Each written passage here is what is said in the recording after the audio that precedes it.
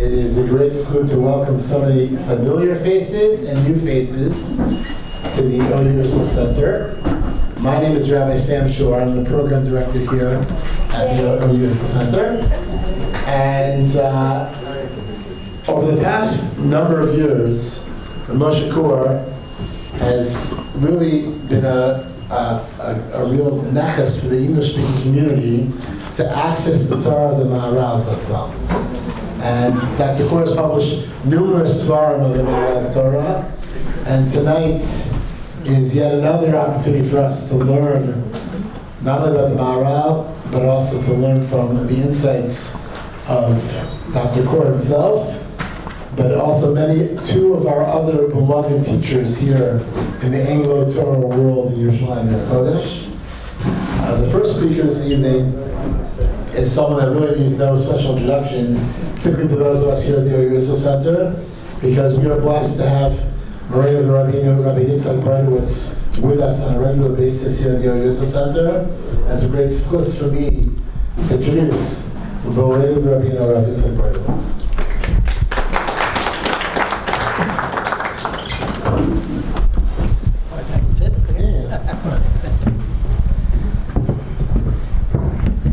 Hi everybody, this is my third time this week here, so I consider the OU Center virtual home, away from home, and it's a very happy occasion for me. I'm really such a kavod and such a simcha to celebrate yet another sefer of machshava and Torah from Dr. Kur, along with his son Eden is a co-author too, right?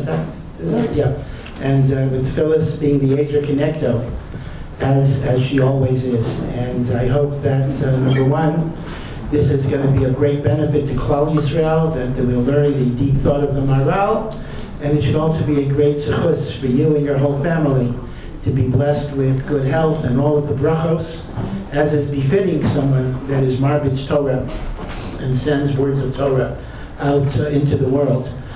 I want to really share with you two thoughts. One is a thought about our Mechaber, and the other is a little bit about the Maharal, so they're kind of both together.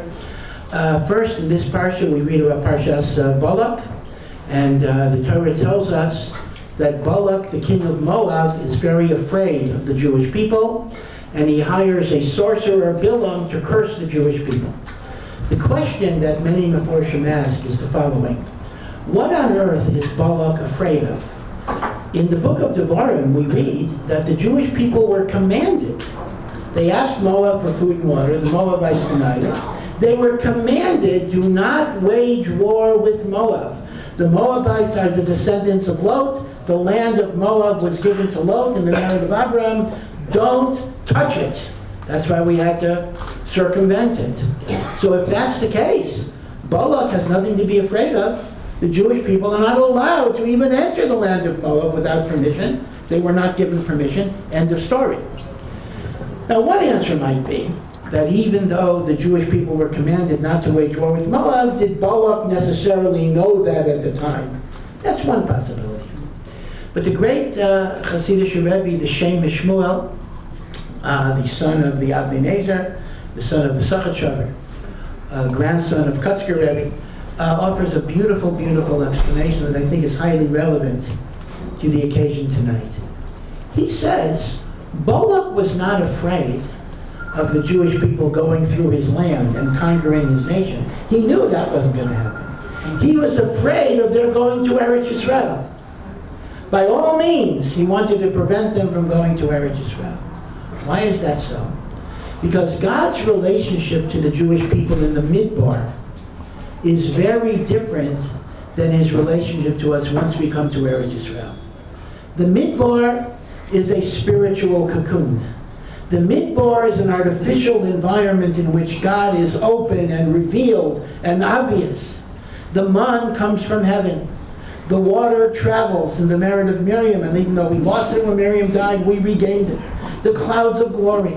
HaKadosh Baruch Hu's presence is open and obvious without any safek. All of their material needs are taken care of. So even though we managed to complain even in that environment, but Lamaisa, what is there to do other than learn Torah, be davok in Hashem, do mitzvahs?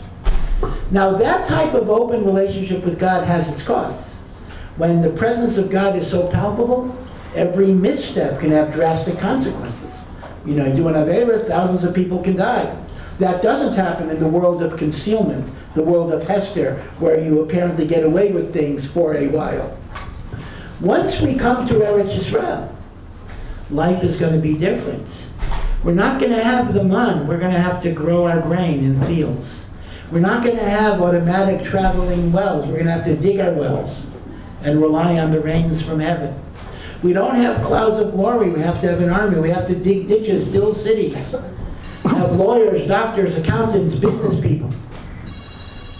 Balak doesn't want that to happen. Why? Because as long as the Jewish people are living in a cocoon that is divorced from reality, and they're a holy nation, that is not a reproach, that is not a musar to the Balaks of the world. They basically look at the Jewish people and say, they're not living in a real world. In their artificial world, sure, they can serve God, sure, they can be moral, sure, they can be good, but that's no message to me.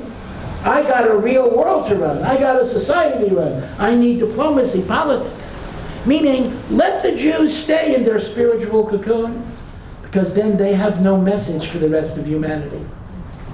Once they come to Eretz Yisrael, and at least in an ideal sense, we didn't always live up to our potential, but in an ideal sense, they're involved in the details of a society. An army, a society, a political structure, and they still show that you live by God's law.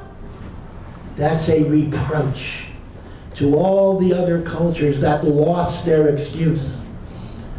So Balak says, Balak says, let the Jews stay in the desert, but don't let them establish a real world society based on Torah, because then we all look bad. This is the Chiddush of the Shem Yishmael. And what you see from this Chiddush is that in a very real sense, the purpose of Torah, this is why the Torah is called Torah's Chaim, a Torah of life. The Torah is supposed to teach us how to deal with the real world and all of its different implications. How to create businesses, structures, doctors, lawyers, whatever it would be. Meaning, you don't serve God by withdrawing from the world. You don't serve God by rejecting the world. You serve God by embracing the world and bringing the Torah into that world. This was the Shita that later became identified as Torah and Derech Eretz by Rav Shimshon Raphael Hirsch. People think, oh, Torah and Derech Eretz just means Rav Hirsch was in favor of college. Well, that happened to be true in the 19th century. It's lav dafka, he would have been in favor of college today. In the 19th century, the German universities, there was modesty, there was tzniut, even among the Goyim. The big nisayon was the intellectual nisayon of maybe my kid will read Spinoza. Today, maybe I wouldn't say going a little too far. Today it's almost halvai my kid in college would read Spinoza. The problem today is drugs and sex and all sorts of other stuff. So to say that Rav Hirsch would be in favor of the secular university is a big jump. It's lav dafka. But the larger idea of Torah and Derech Eretz is Rav Hirsch's conviction that we have to find a way to bring Torah into every single activity of human endeavor. Not to create the idea that you only serve God in the shul or in the kollel or in the shir, but even engagement in the world becomes avodat Hashem. In fact, it was fascinating. The first Rav Rashi, Ashkenazi Rav Rashi of Medidat Yisrael was not, of course, Rav Kook, who died in the 30s, but it was Rav Yitzchak Herzog, the grandfather of and namesake of the president of Israel. And Rav Herzog was a brilliant, brilliant person who not only was a master of Torah, but a master of many, many disciplines as well. And one of his interesting projects, which never got fully completed, was he wanted to investigate thoroughly how to establish a modern state in compliance with halacha. Now, this is not kfiyat datit. That was not anything he was interested in at all. But rather, here's the idea. A modern state has many, many functions. You have to have police, fire department, you need an army, you need security systems, you need utilities, electricity, water. And Rav Herzog said, there must be a way to have the institutions that a society needs in compliance with halacha. So instead of burying your head in the sand and saying, oh, let the Chilonim or the Arabs take care of it, he was saying, how would God want a Jewish state to be constituted? And as a result, he assembled many, many chachamim to try to work in this. Now, their work is very incomplete, and in any event, it's dated because it goes back to the early 1950s, and technology has, of course, grown exponentially. But one outstanding example is a book by the late Rabbi Eliezer Goldenberg, which had not been in print for 50 years for various reasons, called Hilchos Medina. Hilchos Medina, which was designed to create a programmatic way in which a modern state could function within the confines of halacha. Very, very interesting project, and it's one that I have to say, not too many people are engaged in, because again, those who are religious, Orthodox, they just tend to say, let the Chilonim do whatever they're doing, and we'll benefit from what they're doing. But obviously, the Torah envisioned a way that these things could be done. Okay, so why am I mentioning this, besides the fact that it's interesting and it's relevant to the Parsha? Because I also think it's relevant to our guest of honor, Reb Moshe. Reb Moshe was a person who devoted his life in many, many ways. He went to medical school, he had a practice as a physician for many, many years. He was a man, his whole family was a man who very much lived in the world. He did not adopt a religious life, so to speak, that rejected the culture and the science of the world. He fully embraced it. But within that embrace of Derech Eretz, Torah was always the yikar. Torah in Derech Eretz does not mean they're equal. Rather, it means every activity of life must be defined by the Torah. So here we have someone that's a true inspiration. Right? I can look at people who do nothing else but learn, and I can admire them as I do admire them. But I can say, maybe it's not a message for me. I can't live that life. I got to support my family.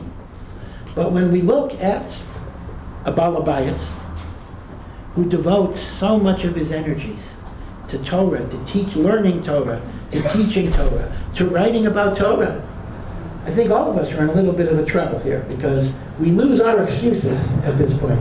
At that point, we can no longer say, well, the guy that only does learning, okay, that's what he does. I'm not that. Okay, you're not that. But Hashem might ask us, could you have been Dr. Kor?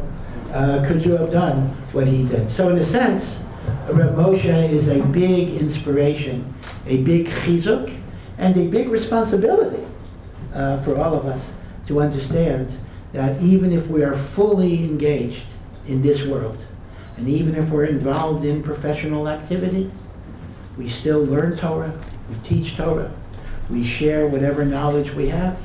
We understand that Avodas Hashem is the purpose of our lives, and that Avodah encompasses both our so-called religious activities and even our secular activities, because in reality there are no secular activities. In reality, they too are Avodas Hashem. So that was the thought I wanted to share in honor of the Mechaber, and again, I know that Reb Moshe has struggled with many, many issues, with health issues and the like. Hashem should give him great health. And again, as I mentioned before, I also have to acknowledge Phyllis as a true, absolutely wonderful Ezer Connecto that has given him chizuk every bit of the way through the whole journey. I only know you for around 15 years, but I'm sure there were many years before that in which all of that support was always there, and I think all of us get so much pleasure from your ebullient, vivacious, friendly, and warm nature. And once again, may you always have that type of enthusiasm for life and the love and support that you bring to your marriage. The book, the Sefer, well, I should tell you, go and buy it and read it and learn from it. This is not, of course, the first sefer that Rav Moshe has written on the Maharal, but in a sense, it's kind of a culmination. The other books were, direct translations with some commentary of the Gur Aryeh and some of the things in the Nesivos Olam, different chapters. This is more of a selection of insights from a number of the books.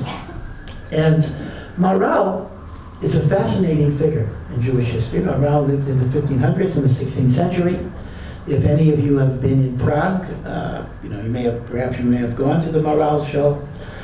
It's interesting that if you ask the average person, what's the one thing you know about the Maharal, everybody will say the golem. Oh, the Maharal made this artificial golem, kind of an AI robot who kind of defended the Jews and beat everybody up, and then was decommissioned and is in the attic of the synagogue. That's the one thing everybody knows. Now, sometimes it happens to be the case that the one thing everybody knows may not always be true.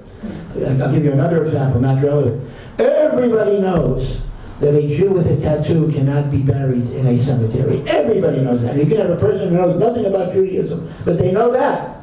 That happens to be not true. So I don't even know how it started. But rest assured, if someone, God forbid, had a tattoo, they could still be buried in a Jewish cemetery. Well, same thing with the golem. Everybody knows Maharal made the golem.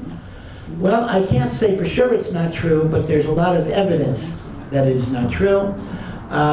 The story of the golem didn't even surface until more than 300 years after the Maharal's Petira by somebody claiming to have found an old document, and that person unfortunately had a reputation as a forger. He happened to be around in the Talmud Chacham. That's an interesting psychological story in and of itself. I don't want to mention the name, I don't want to go into it. But many say the golem story is not true. I don't know. What I would say is this. Even if Maharal didn't make the golem, he could have if he wanted to. And I believe he was of the Madrega to be able to do it. But Maharal is mysterious. Besides the idea of the issue of the golem, we don't know who the Maharal's Rebbes were. We don't know what yeshiva he learned. He seems to have almost come out of nowhere. Although his brothers were also very learned Talmidei Chachamim. But the Maharal is what we would call in English an autodidact. He's almost like a self-educated person. And the Maharal was Rav of Prague 3 different times. There were times he was fired, times he was removed from his position, because he was extremely outspoken. If he saw social injustice, if he saw rich people abusing their positions, if he saw poor people who were not treated with respect, he spoke about it in his drushes. And then, as is now, if the rabbi infuriated the wealthier members of the congregation, his parnasa was in jeopardy. And the Maharal was a very courageous person in that way. We don't always, we know him from his writings, but in personal life, he was extremely courageous in addressing all sorts of social ills that he perceived in Prague. And they got him back 3 times, meaning even though they fired him, eventually they saw that he was such a great person that eventually he came back.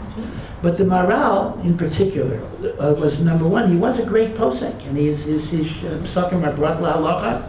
And somebody once asked Rav Ovadia Yosef, and only Rav Ovadia could really give an answer. He says, "What's the Maharal's status as a posek?" So Rav Ovadia immediately calculated every single makor in poskim where Maharal is brought, and he said Maharal bats 1,000. Like every psak that is brought down in poskim, as a shita, we poskim like Maharal. So he was a very, very great posek in halacha. Interestingly, I'll just mention one halachic insight that he had. It's not really a psak. Maharal was against the Shulchan Aruch, even the Beis Yosef. He was against it. He lived at the time when the Shulchan Aruch was written, was issued, because the Maharal actually felt the halachic process needed to be a dynamic process. It needed to focus on local communities, developing halacha by going through the Gemara and going through the Rishonim, and different Rabbanim would come with different views, and there needed to be a flexibility in the system based on grappling with the primary sources, and to have a book that kind of just closed it and said, this is the rule, Maharal says was a subversion of the halachic process. He was not unique in that way. Maharal was actually against the idea of a Shulchan Aruch. That's why if you look at the Yam Shel Shlomo, you will see that the way the Maharal paskins is always by discussing primary sources. Others also had a certain opposition. The Maharsha even writes that, the Gemara says those who paskin from the Mishnah are those who destroy the world, and the Maharsha says, Bisman Hazeh, those who go to the Shulchan Aruch without going through the Gemara and the like, are like Mora Halacha B'toch Mishnah, Mavale Olam. Okay, so that's one interesting point of halacha, that the Maharal felt there needs to be a decentralization of halacha based on independence of judgments and not foreclosing debate by giving you definitive rules. But although the Maharal was a posek, and the Maharal was very great in halacha, his primary contribution is Agadata. Almost every single thing the Maharal wrote is essentially explicating Agadic concepts. And even his very first sefer, the Gur Aryeh is a bit of a, it combines many things. It's a commentary on Rashi. So he goes into the technicalities of the biblical text, grammatical issues, chronological issues. But ultimately, even then, the Maharal's first love is explicating the philosophical foundations of the world of Agada. And it's been well said, Rabbi Chaim Eisen, who was a very beloved teacher here in the OU Center for many, many years, wrote a mammoth article called The Maharal's Revolution in Agada. And I think the article is in Chakira, the famous Flatbush journal, so it's online, you can get the article for free. It's great, great scholarship. And he kind of demonstrates that the great contribution of Maharal was unlocking the symbolic messages of Agada. And let me explain this. The question here goes back really to the Rambam, if not earlier. And that is, we read Midrashim, we read Gemaras, Agadatas, and the Agadatas seem to be very far-fetched. Some of them seem to be tall tales. Moshe Rabbeinu was 10 amos high, which is 20 feet, and he only reached the ankle of Og Melech Habasha. And we're asking her, or Vashti had a tail, different things like that. And the question is, and there are many, many examples, how do we relate to Agadatas that seem to be not rational, seem to contradict experience? So the Rambam says, many people approach it in a binary way. In other words, they debate, it's either true or not true. Meaning, the Rambam writes, the righteous simpletons say, if Chazal said it, it's true. They're righteous, but they're fools. The Rishayim say, it's Babi Maisas, it's superstition, it's made up. The Rambam says, one group are foolish, and the other group are Rishayim. Because in truth, the true understanding of Agadata is, everything in Agadata is 100% true. But it's not necessarily meant to be literal. Meaning Chazal used parable, hyperbole, exaggeration, vivid images of stories to convey very deep and meaningful spiritual truths. The underlying truths are 100% Torah, but the Agada was a medium, a creative medium, to convey those truths. So says the Rambam, and again, even before the Rambam, you go back to Rav Hai Gaon and the like. The issue is not literal truth versus literal falsity. The issue is truth in a symbolic way. In fact, the word myth, maybe I'm walking on thin ice. When we use the word myth in normal conversation, it's usually a negative pejorative word. Oh, it's a myth. In truth, as Joseph Campbell showed, myths are the deepest way that society expresses the fundamental truths of the society. So if I were to say the words, Agada is a myth, your initial reaction might be, what a kofar, get rid of him. Maybe that's your reaction right now. But in a deeper way, myth is actually more true than reality. Reality may be factual, but it may be trivial. What did I have for lunch today? What did I have for breakfast? My nafkamina. Yeah, it's true, but who cares? Mythical truth is the fundamental psychological, philosophical, spiritual ideas of creation that are expressed in a certain medium. This goes back to the Rambam. Basically, the Rambam Gemara Sanhedrin says Agadata has to be understood as a type of symbolic language. And as a symbolic language, it expresses things that are much more deeper than whatever the literal meaning is. Rabbi Salanter once gave a mashal for the way Agadata talks. He says, imagine, in his time, in the middle of the 19th century, the Jews in Russia were confined to the Pale of Settlement, just a certain area. And the Pale of Settlement constantly changed at the caprice of the Tsar. So you would be given notice one morning that says, you got to move 100 miles to the east, and you have 48 hours to do it. Whole population. So Salanter says, imagine you had a journalist who was a creative writer. And the creative writer writes a headline for a newspaper that says, with a drop of ink, 100,000 people were drowned. And you found that newspaper headline 200 years later that says, a drop of ink from a pen drowned 200 people. You would say, what type of bubba mice here? We talk about giants and midgets and ink and drowning. What does it mean? But if you knew the background, you would see how vivid and powerful that statement is. The signing of a decree ruined the lives of hundreds of thousands of people. That's Agadata.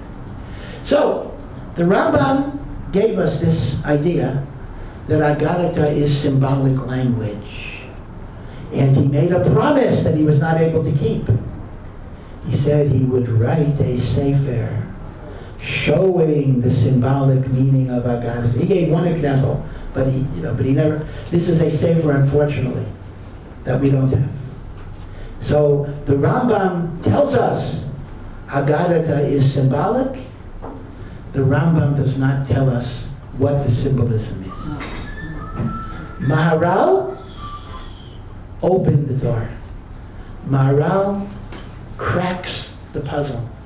Maharal offers the symbolic understanding of the Mishalim and the parables of Chazal. He does this, of course, directly in the Chidushei Agada, where he goes through the Agadas of Shas, except for Maseches Brachos for some crazy reason, but he starts from Maseches Shabbos. And he does it indirectly in every one of his Svarim. Every single sefer of the Maharal is essentially devoted to explication of the code of Agadata.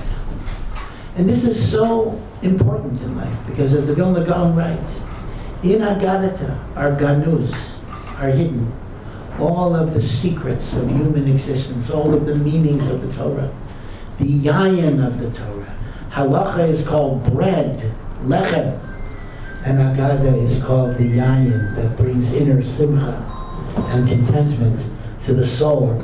Yayin yisamach levav enosh. Harotze lahakir misha amar ve'olam. Chazal say, he who wants to know the God who created the world, Yasov Agada, should learn the Agada for that understanding. So, this is Maharal's great, great contribution. And by the way, this deals with other things as well. Conflicts between Judaism and between, let's say, the Gemara and science. There are statements in the Gemara that don't fit science. There are probably maybe ideas in the Torah that don't seem to fit scientific understandings. But the Maharal says, instead of positing conflict, by the way, the Maharal was very conversant with the science of the time. Prague at the time was a hotbed of scientific discovery, particularly in the realm of astronomy. Kepler, and indeed there are some legends at least, perhaps they're even true, that the Maharal had interactions with some of those great scientists. He does make reference to, Copernicus was not in Prague, but he makes reference to Copernicus. He makes reference to the discovery of America as a new world. Maharal was not afraid to deal with all of this. But the Maharal points out that statements in the Gemara that contradict science are not necessarily meant to be literal. There are symbolic meanings here. And once you liberate the Agada from an over-reliance on literalness to embrace symbolic meaning, you kind of liberate all of these conflicts that would otherwise exist because it's no longer literal. Unlike, for example, a contemporary that the Maharal lambasted, is also a great person, Maharal, where Maharal Naim says he takes the science of Chazal literally and simply says, well, okay, Chazal were infallible when it comes to Torah, but they got their science wrong, and that's okay. And Maharal really attacked the Maharal Naim in the Sefer Beragola. Maharal says Chazal are dealing with spiritual, symbolic concepts. They are not referring to science. Science is a separate area. I mean, that frees all of the science-religious conflicts that one would have. So, once again, obviously time does not allow us to go through it. You have to go through medrash by medrash, agadata by agadata. But the great, great, great contribution of Maharal that all of the later generations rely upon is to show how rich and deep and vivid Haggadah is by liberating it from the superficiality of literal interpretation. And what Rav Moshe has done in his latest book is to give us some gems of the Maharal, and the hope would be, and I know that's your hope too, that this will whet your hunger, open up, stimulate your interest, and then you'll be able to go back to some degree to the original Makoros and see the full development. So I just want to give you a Yasher Koach. The Zechus of the Maharal is certainly with you, and may it be a tremendous source of bracha and atzlacha in all that you do. Thank you so much.